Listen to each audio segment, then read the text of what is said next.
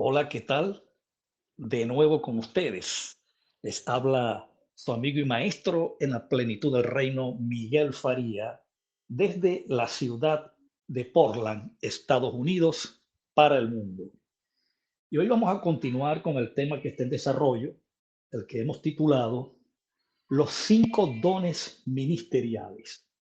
Estamos hablando actualmente del profeta, del ministerio del profeta.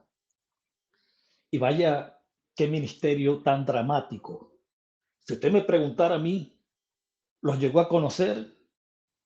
Les puedo contestar con toda libertad que no. No estuve presente cuando estos ministerios tuvieron vigencia, cuando tuvieron operatividad. Yo no estaba presente. Imagínense, miles de años antes de que yo naciera, estos ministerios dejaron de existir, dejaron de ser. Pero no hay que, digamos, ser muy cultos para darse cuenta de lo dramático que fueron sus carreras, que fueron sus funciones, sus actividades. En la cápsula anterior notábamos cómo Isaías, por orden de Yahvé, le mandó a profetizar 3 meses desnudo. Luego lo colocó o le ordenó que cocinara sobre el estiércol que los judíos producían en un sitio específico, o le ordenó que agarrase el estiércol como brasa y cocinase carne sobre ellos. Y una vez que estaba, imagínense el drama, las caras de los judíos llenos de asco, viendo esta locura. Y en medio de eso, cuando estaban un número considerable de judíos observando aquella puesta en escena, Yahvé le ordena a Isaías y le dice, dile a mi pueblo estas palabras. Así como este estiércol, seréis tratados vosotros en otras naciones a donde yo os envío como esclavos.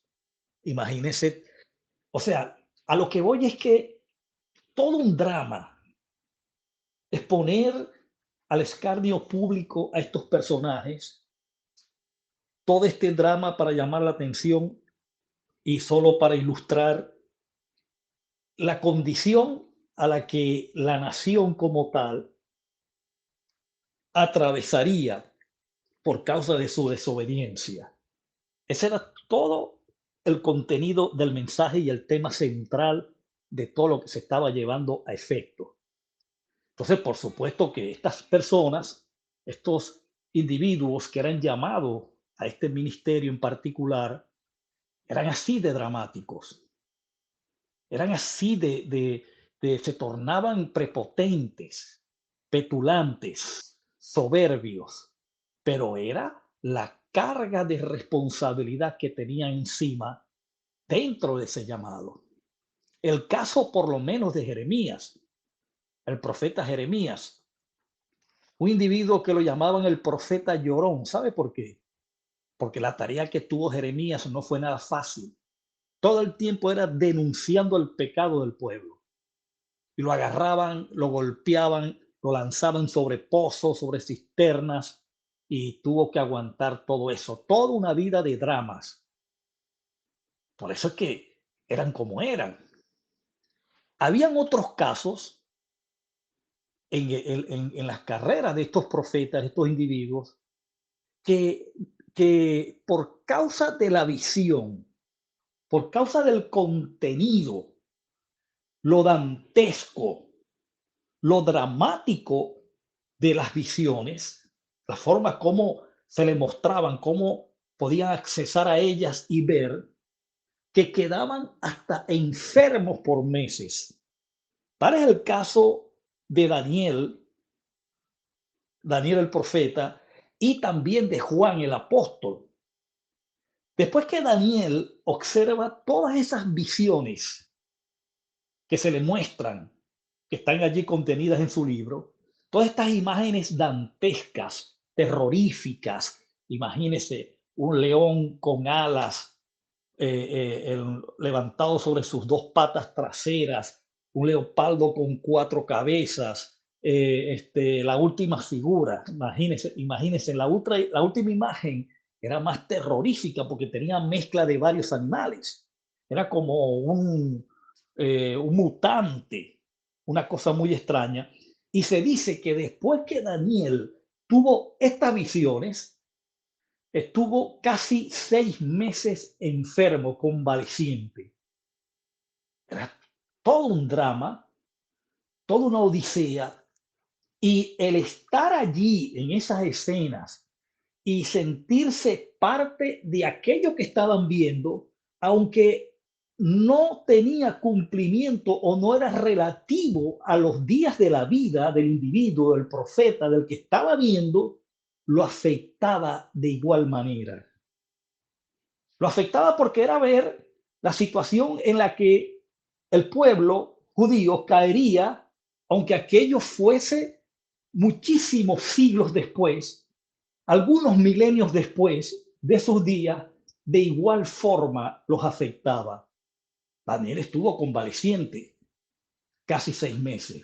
El caso de Juan el apóstol, cuando está escribiendo el Apocalipsis, dice que escuchó una voz como el sonido de muchas aguas. Y cuando volteó para ver la voz de quien hablaba, dice que cayó como muerto. Y Cristo extendió su diestra, lo levantó, lo repuso, lo fortaleció, le dijo, levántate y escribe todo lo que está por acontecer antes del fin. Escribe todo lo que has visto, las cosas que son y las que han de ser después de esta. Esos son los 3 tiempos del libro de Apocalipsis. Esa visión que Daniel vio, a la que tuvo acceso en el espíritu, lo dejó como muerto. Tuvo que ser habilitado rápidamente para que continuara viendo lo que estaba destinado a ver, y no solamente a verlo, sino también a escribirlo. Entonces era una situación bastante dramática en estos individuos, en estos ministerios. Ok, otra característica en los profetas, mayormente en el profeta del Nuevo Testamento, era que para poder ser profeta, se tenían que operar por lo menos con antelación, con anticipación, en 2 ministerios. Un profeta, cuando alguien era llamado al ministerio del profeta, según las escrituras del Nuevo Testamento, estos individuos, por lo general, tenían que estar activos, funcionando y operativos en el ministerio de maestro y pastor, o si no de pastor y evangelista, o si no de evangelista y maestro. Tenían que estar activos y ya con una trayectoria en 2 ministerios anteriores, hasta en 3. Y de esta manera el llamado al profeta se le extendía y era otra etapa de preparación y de entrenamiento. Porque que haya estado funcionando en 2 o en 3 otros ministerios, no quiere decir que eso lo hace un profeta. Eso es lo que lo califica como, o lo que le da una plataforma para poder ser llamado al cargo de profeta, igual que el apóstol. El apóstol tenía que haberse movido antes, funcionado antes en los 4 ministerios restantes. En el profeta pueden haber sido 2 o 3 ministerios antes para ser llamado, pero repito, el ministerio del profeta era un ministerio totalmente distinto.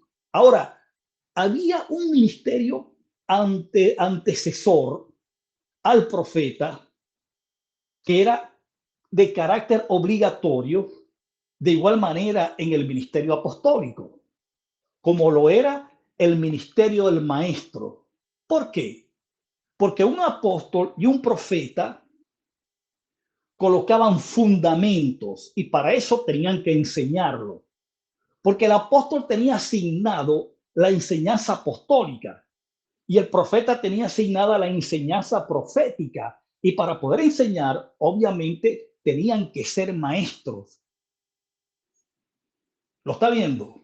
Entonces, ese detalle es muy importante y que lo entienda, de que un profeta tenía que moverse, número uno, en dos o en tres ministerios anteriores y antes al llamado del profeta. Y número dos, un profeta siempre, con mucha frecuencia, constantemente se movía en cuatro dones del Espíritu. Ustedes saben que según 1 Corintios capítulo 12, Pablo menciona 9 dones del Espíritu, de los cuales 4 eran muy frecuentes en el ministerio del profeta y los 9 completos eran muy frecuentes en el apóstol. En el profeta se movían el discernimiento de espíritu, que es la capacidad de ver, de visionar, ¿ok? De ver en el mundo del espíritu. Eso es lo que se conoce como el don de discernimiento de espíritu, número uno. Número dos, la palabra de ciencia, que tiene que ver con accesar al conocimiento que está destinado y determinado a ser revelado. Número tres, la palabra de sabiduría, que es el arte de aplicar, es conocimiento de forma efectiva, eficaz, en medio o en el curso de la vida de quienes estaban determinados y destinados como destinatarios a recibir ese mensaje. Y número cuatro, la palabra de profecía o el don de profecía, que era la capacidad de, por medio de lo que se estaba revelando con mucha sabiduría, edificar, exhortar, corregir y consolar a la audiencia. Entonces, es obvio de que estos individuos, en el caso de los profetas del Nuevo Testamento, debían de ser antes maestros, igual que los apóstoles. Entonces, estas cosas pues son sumamente interesantes a entender si queremos conocer lo que era un profeta. Profeta, de igual forma, colocaba fundamentos como lo hacía el apóstol. Y lo dramático de los profetas siempre fue en todos, en los distintos tiempos. Por ejemplo, en el Nuevo Testamento, los profetas eran de igual forma dramáticos. No sé cuántos han leído un pasaje en Hechos, que no recuerdo exactamente qué capítulo es, pero cuando Pablo viene en gira despidiéndose de todas las iglesias en todas las ciudades donde fundó iglesias, ¿ok? Viene despidiéndose de ellas. ¿Por qué? Porque ya su carrera ministerial, ya su ministerio y todos los ministerios de aquel entonces, es decir, los del primer siglo, habían llegado a su feliz culminación, a su feliz y total realización. De manera que a partir de ese momento que Pablo dice que había terminado su carrera, habían terminado las carreras de todos los ministerios, porque a él se le encomendó la tarea de evangelizar al mundo de aquellos días aparte de la nación judía. Entonces, ya él tenía conocimiento de que la labor ministerial, la jornada ministerial ante el mundo de aquel entonces había acabado, estaba llegando ya a su consumación. Entonces, llegando a una ciudad específica, dice que desciende un profeta llamado Ágabo.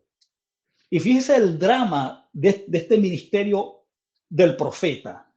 Dice que este hombre llegó a la casa donde estaba Pablo, el apóstol, quitó, retiró el cinto de su cintura y vino y él mismo se ató de manos y de pie con ese cinto y luego dijo, así dice el Espíritu Santo, así será tratado el dueño de este cinto cuando llegue a Jerusalén.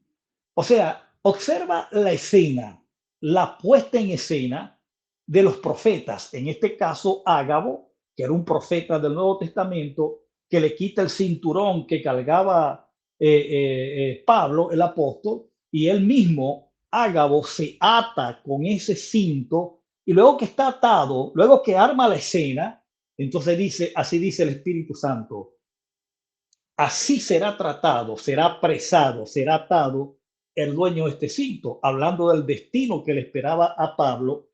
Y en efecto, así ocurrió cuando Pablo llegó en Jerusalén. De manera que acabamos de describir, no a grandes rasgos, porque sería un tema muy extenso tratarlo a plenitud. Lo que hemos hecho es extraer extractos importantes, estructurales, medulares sobre el tema y se los hemos hecho llegar a ustedes con la mayor sencillez y el mayor amor para que salgan de dudas, salgan de desconocimiento de lo que era un profeta y que tengamos claro desde ahora en adelante que estos ministerios hoy por hoy no tienen vigencia. Entonces, el tiempo que me queda, corrijo, es para agradecerle por su paciencia y por estar allí presente. Entonces, les invito para la próxima cápsula, ¿ok? Un fuerte abrazo y que continúen teniendo un excelente día.